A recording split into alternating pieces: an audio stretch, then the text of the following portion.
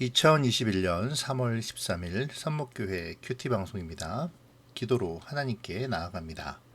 좋으신 하나님, 오늘도 말씀과 동행하게 하시니 감사합니다. 말씀을 묵상하는 가운데 주님의 십자가의 영광을 알게 하시고 주님을 따름에 참된 의미와 도전을 얻게 하여 주시옵소서. 오늘도 말씀 가운데 함께하여 주실 줄 믿으며 예수님의 이름으로 기도합니다. 아멘. 오늘 묵상할 말씀은 요한복음 12장 20절에서 36절입니다. 명절에 예배하러 올라온 사람 중에 헬라인 몇이 있는데 그들이 갈릴리 벳세다 사람 빌립에게 가서 청하여 이르되 선생이여 우리가 예수를 배우고자 하나이다 하니 빌립이 안드레에게 가서 말하고 안드레와 빌립이 예수께 가서 여쭈니 예수께서 대답하여 이르시되 인자가 영광을 얻을 때가 왔도다. 내가 진실로 진실로 너희에게 이르노니 한 알의 밀이 땅에 떨어져 죽지 아니하면 한 알 그대로 있고 죽으면 많은 열매를 맺느니라. 자기의 생명을 사랑하는 자는 잃어버릴 것이요 이 세상에서 자기의 생명을 미워하는 자는 영생하도록 보존하리라. 사람이 나를 섬기려면 나를 따르라. 나 있는 곳에 나를 섬기는 자도 거기 있으리니 사람이 나를 섬기면 내 아버지께서 그를 귀히 여기시리라. 지금 내 마음이 괴로우니 무슨 말을 하리요. 아버지여 나를 구원하여 이때를 면하게 하여 주옵소서.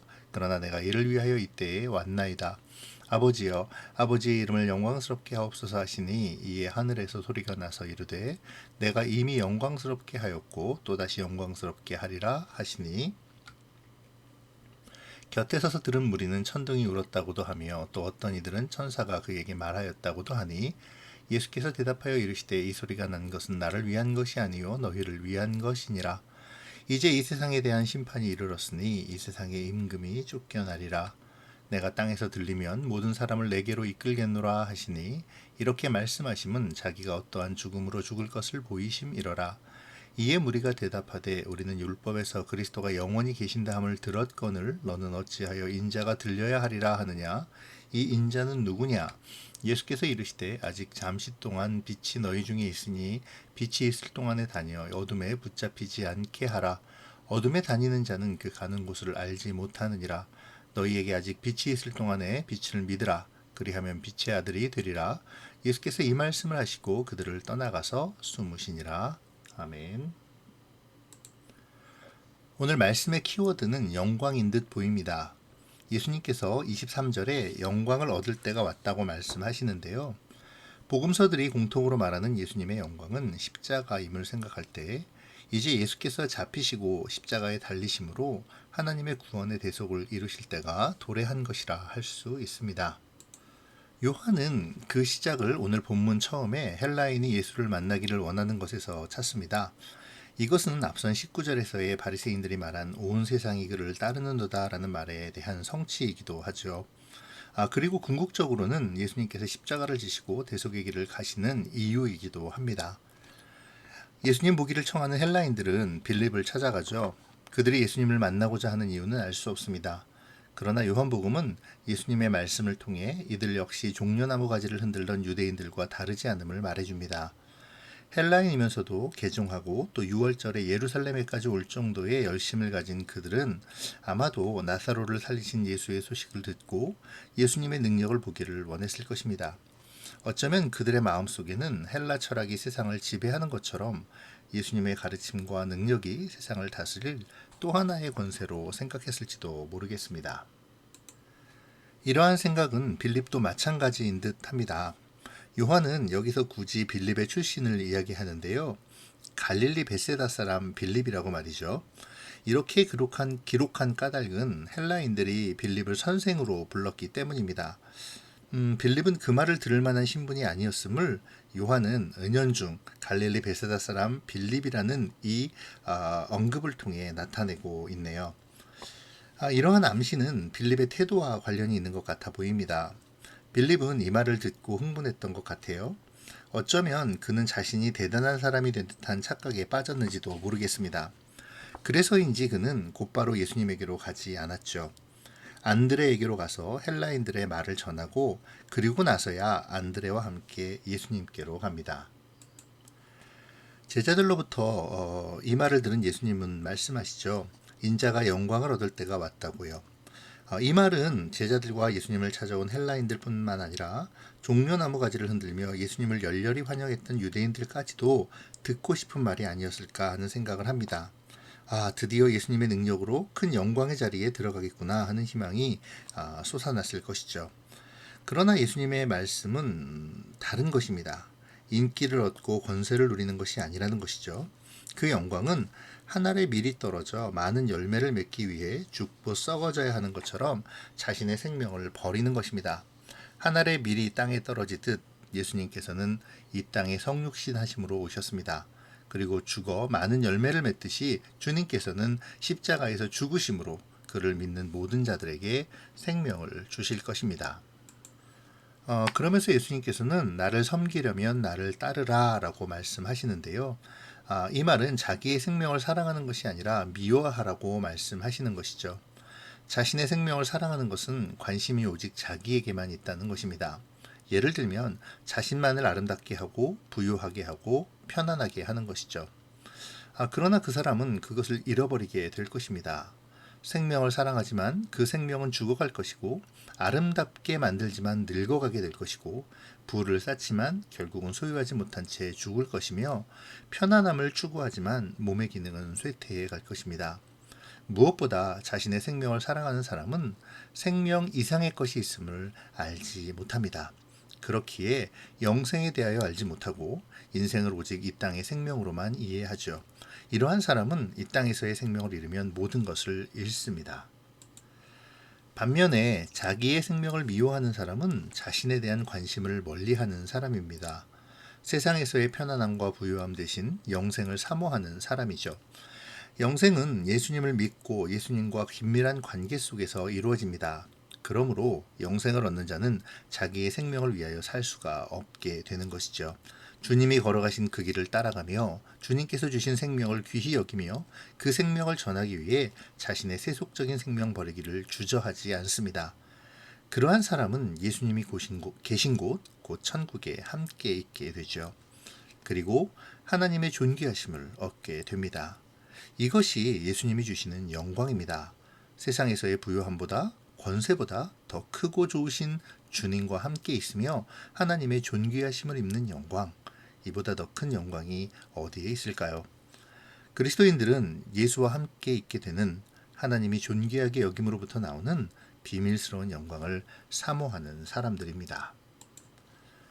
그런데요, 이것이 결코 쉽지 않습니다. 하늘의 밀로 떨어져 죽는다는 것, 자기 생명을 미워하고 세상이 주는 안락함을 버린다는 것, 정말 쉽지 않은 일이죠. 예수님은 그 어려움을 알고 계십니다. 그럼에도 예수님은 하늘의 밀과 자기의 생명을 미워하는 자의 완전한 모범이시기에 하늘의 밀로 땅에 떨어져 죽기 위하여 자기의 생명을 미워하기 위하여 신음하시며 기도하십니다. 사실 예수님의 십자가의 길은 아무도 이해할 수 없는 길입니다. 우리를 구원하라고 호산나를 외쳤던 유대인들도 제자들도 예수님의 이 구원의 길을 이해하지 못합니다.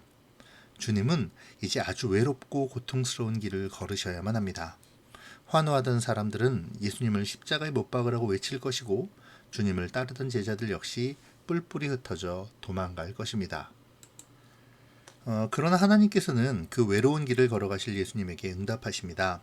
내가 너를 혼자 두지 않겠다고, 끝까지 너의 길을 지키겠다고, 너를 끝끝내 더 큰 영광에 이르게 하겠다고 하나님은 응답하셨습니다. 하늘의 밀이 되고 자기의 생명을 미워하는 예수님에 대하여 모든 사람이 이해하지 못하고 동행하지 않지만 하나님께서 이 길을 가도록 돕고 또 동행해 주십니다. 그러므로 예수님께서는 기도로 순종을 고백하게 되죠. 내가 이를 위하여 이때에 왔나이다. 27절과 28절의 기도는 공관복음에서 기록된 겟세마네 기도와 매우 흡사합니다. 어찌되었든 예수님도 십자가의 길이 괴롭고 힘든 길이었음을 알 수 있죠. 그러나 예수님은 자신이 아니라 아버지의 이름을 영광스럽게 하기 위해 그 길을 걷습니다. 그리고 하나님은 순종의 길을 걸어가는 예수님을 영화롭게 하시고 더 영광스럽게 하실 것입니다. 31절 이하의 말씀은 십자가의 의미에 대한 말씀입니다. 이 세상의 심판이 임하고 이 세상의 임금 곧 세상의 공중 권세 잡은 자는 쫓겨나 무적행으로 떨어질 것입니다. 예수님은 그 심판을 위해 땅에서 들려 십자가 위에 달리시고 하늘의 미랄로 죽임을 당하셔야 하죠. 그러나 그 죽음은 오히려 모든 사람을 구원하는 대속의 사건이 되고 그 대속으로 주님을 믿는 모든 사람이 주님과 함께 영원한 생명에 거하게 될 것입니다. 하지만 이 말을 듣는 유대인들은 예수님의 죽음에 대하여 이해하지 못하죠. 내가 그리스도라면 죽을 수 없다는 것입니다. 그들은 그 근거를 율법에서 찾았는데요. 아마도 시편 89편 4절과 이사야 9장 7절을 떠올렸을 수도 있겠습니다. 하지만 구약의 메시아의 영원성에 대한 이러한 진술은 대속이 끝난 후 영원한 통치에 관한 것이었죠. 이 일을 이루기 위해서는 예수님께서 이사야 53장에 예언된 대로 고난을 당하셔야만 합니다. 유대인들은 구약의 진정한 의미를 이해하지 못한 것이죠. 그래서 들려야 하는 인자가 누구냐고 묻는 것입니다. 여기에 대한 대답으로 예수님은 자신이 빛이심을 말씀하시죠. 요한은 이미 1장에서 이 빛이 누구신지를 밝힌 바 있습니다. 빛은 생명이며 하나님이시자 곧 예수님이십니다. 이 순간 예수님은 자신이 누구신지를 다시 말씀하시며 자신이 있는 동안, 즉 심판이 임하기 전에 예수님을 믿음으로 빛으로 생명으로 옮겨지는 구원을 얻으라는 것이죠. 예수님은 십자가를 통한 승리를 바라보셨고 또한 우리를 이 승리와 영광에 동참하라고 부르셨습니다. 그리고 예수님의 영광을 세상에 드러내는 사람이야말로 빛의 아들이라고 할 수 있습니다. 빛은 예수님을 닮은 삶, 예수님과 소통하는 삶을 통해서 나타납니다. 당장 사람들의 눈에 보기에는 전혀 영광스럽지 않고 전혀 승리처럼 보이지 않지만 예수님께서 가셨던 그 길을 따르는 것이야말로 진정한 영광이요 승리이죠. 예수님께서는 십자가의 고난을 겪으시면서도 그 영광을 바라보셨기에 두려움 없이 그 길을 걸으실 수 있었습니다. 우리도 그 길을 따르기를 두려워하지 않기를 바랍니다. 주님께서 약속하신 영광이 그 길의 끝에 있음을 확신하며 끝까지 주님의 뒤를 따르는 자들이 될 수 있어야 하겠습니다. 자, 이제 말씀을 생각하며 묵상해 보죠. 먼저 갈릴리 벳세다 사람 빌립으로 요한이 기록한 이유에 대해서 한번 생각해 봅시다.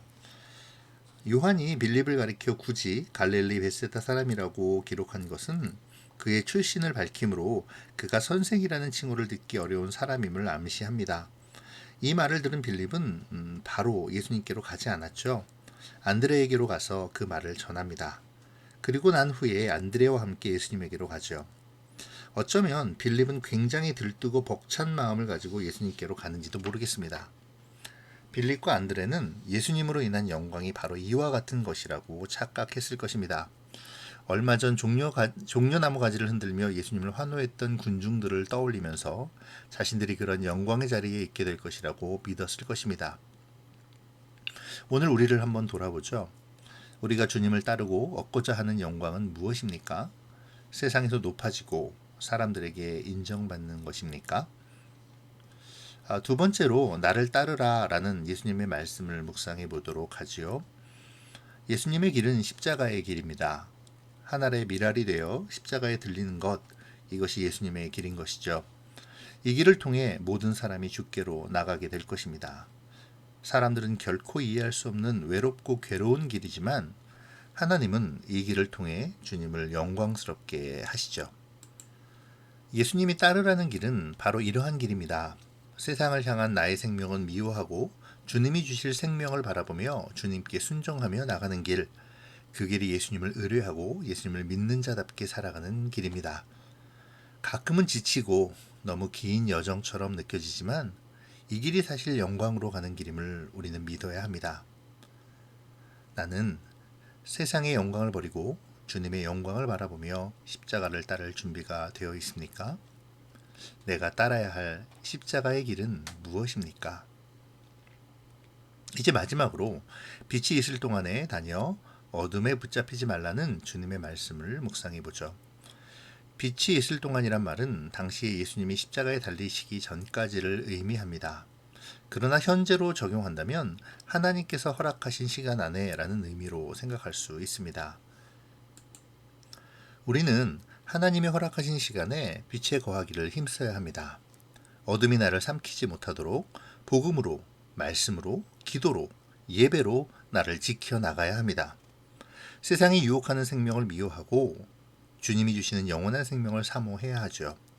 더 나아가 하나님이 허락하신 시간 안에 우리가 복음을 전할 자들을 찾아 복음을 전해야 합니다.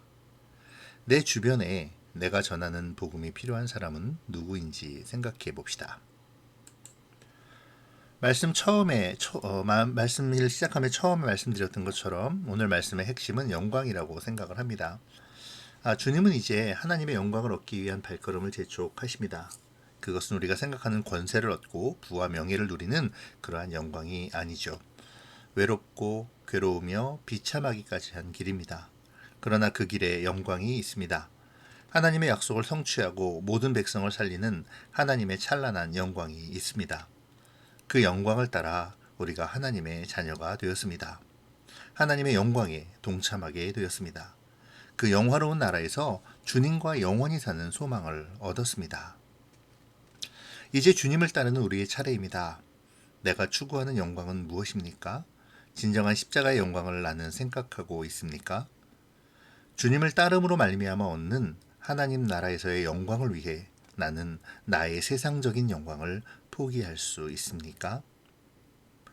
주님의 영광을 위해 살기를 위해서 치열하게 우리의 삶을 맞추는 오늘이 되어지기를 바랍니다. 기도하겠습니다. 고마우신 하나님, 하나님의 영광을 생각하지 못하고 나의 영광만을 위해 달리는 나의 모습을 바라봅니다. 주님으로 말미암아 영광스러운 하나님의 자녀가 되었음에도 그 영광의 의미를 생각하지 않고 주의 길을 따르지 않으며 세상에 생명을 사랑했던 저를 용서하여 주시옵소서. 이제 주님이 걸어가신 그 길을 우리도 따라가기를 원하오니 한 알의 밀알처럼 열매를 맺기 위해 겸손히 주의 길을 걷게 하시고 비단에서 빛을 드러내며 주님을 전하는 삶을 살게 하여 주시옵소서. 주님의 영광을 위해 나의 삶을 맞추는 오늘이 되기를 소원하며 예수님의 이름으로 기도합니다. 아멘.